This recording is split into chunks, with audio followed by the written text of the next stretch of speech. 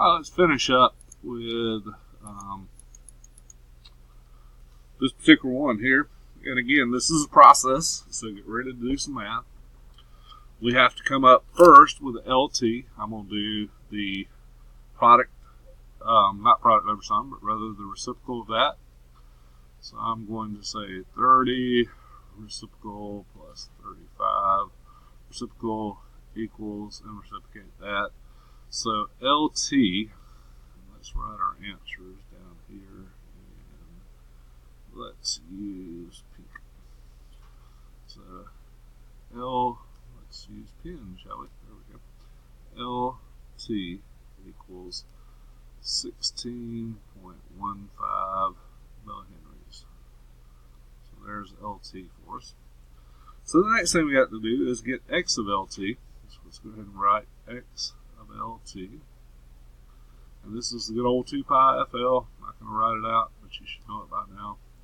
So let's clear a calculator. 2 pi 6.28 times frequency, which is 60, which is in kilohertz, times LT, which is in millihenries, so that'll cancel. 16.15 equals 6.09. I'm going to round it off, so 6.09 K. Oops, they right on top of each other, so let's undo that if it'll cooperate. Oh, I have to actually bump it. There we go. 6.09 K ohms. So that's of LT. So that's that. So the next thing is RT. RT could not be easier. It's just one value. So RT equals 5K ohms. Next is to calculate ZT, which is using this fairly extensive formula here, which is ZT equals the RT, which is 5K. I'm not going to put the ohms, times X of LT, which is 6.09 K, over square root of RT squared, which is 5K squared, plus 6.09 K squared. And again, I'm going to use just the raw values there. I'm not going to put in the K, because everything's in K, so our answer should come out in K. So 5 times 6.09 equals, so the top of our equation should look like this, 30.45 K ohms. Sorry about running out of room.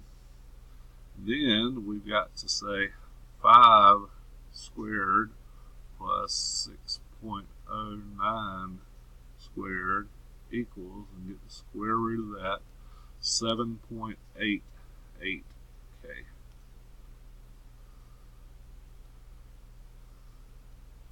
So now we have to do our math.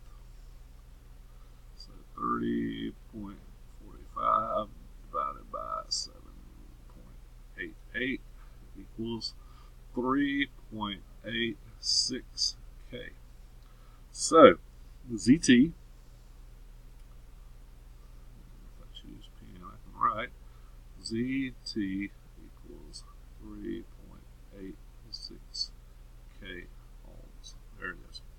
So we got our ZT. So let's erase some of this stuff we don't need, get it out of our hair. Now we can simply divide our applied voltage by this ZT to get IT. So let's do that, because if we go back to our formula, that's right, IT equals EA, which is 120 volts, over 3.86 K. So this being EA, this being ZT, that will give us IT. So let's do that math. So 120 divided by 3.86 K, our answer will be in millis. 31 milliamps, let's call it that. We'll just keep it at 31.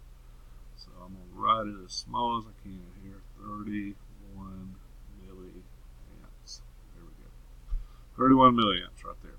So easy enough. Now, to get IR and IL, we have to take 120 volts. Oh, did not mean to do that, but that's okay. We had 31 milliamps here. I think there's an undo. There, we got it all back. Should have realized it sooner. So now, I want my eraser not erase everything. So now, we just simply got to take this 120 volts that we have and divide it by R total. R total was easy. It was 5K. Again, it's going to be in millis. So I'm going to clear my calculator. 120 divided by 5 should be 24, and it is. So let's write that small right here. So 24 milliamps right there. Then we've got to get, oops, actually that needs to go up above us, doesn't it? So let's undo that. Let's rewrite it in the right spot. 24 milliamps, because this was IR, not IL. So I'm just going to erase this part, and then we have to take the equivalent X of LT we got, which was 6.09, and divide that into 120. That's K. Again, our answer will be in millis. So let's come over here and work that out. 120 divided by 6.09 equals 19.7. Let's see if I can squeeze that in. 19.7 right milliamps under here, because I'm out of room. So then we can check our work. We can actually say, and this is that wonderful formula that's near and dear to all of our hearts, IT equals the square root of IR squared, which is 24 squared, plus IL squared, which is 19.7 squared.